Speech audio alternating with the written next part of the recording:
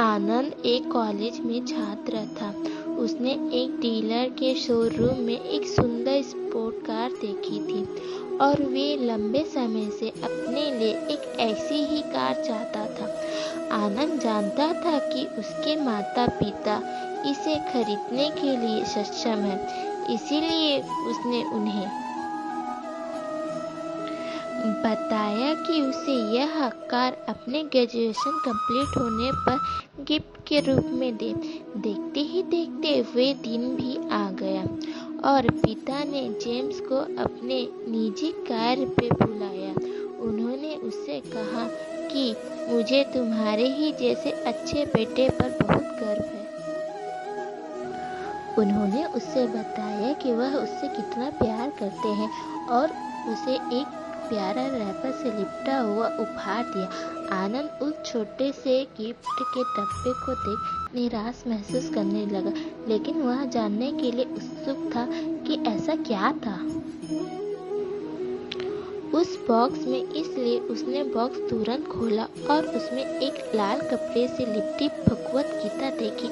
आप इतने अमीर हैं और आप मुझे केवल एक गीता दे रहे हैं। काफी गुस्से से अपने पिता पर वे चिल्लाया और अपनी नाराजगी और गुस्से के वंश में आकर न आओ देखा न ताओ देखा तुरंत घर छोड़ दिया गया था। वह अपने जीवन में खुश था। उसकी शादी हो चुकी थी और उसके 2 बच्चे थे। उनका परिवार एक सुंदर घर में रहता था, लेकिन उसके पिता के साथ टूटे रिश्तों के कारण उनकी आत्मा अभी भी आहत थी। आनंद अपने पिता का घर छोड़ने के बाद कभी उनसे मिला तक नहीं। आनंद को उस दिन के बाद अपने पिता को न मिलने का पछतावा हमेशा रहने वाला था, क्योंकि एक दिन उस एक पत्र में मिला जिसमें उसके पिता के निधन की खबर थी और साथ ही ये बताया गया था कि उन्होंने अपने जीवन भर की पूंजी वसीयतनामे के अनुसार अब आनंद के नाम कर गए थे। अपने पिता की सारी संपत्ति विरासत में मिली। तब आनंद अपने पिता के घर पहुंचा और कुछ महत्वपूर्ण कागज की तलाश करने लगा। गलती से उसे वही भगवत गीता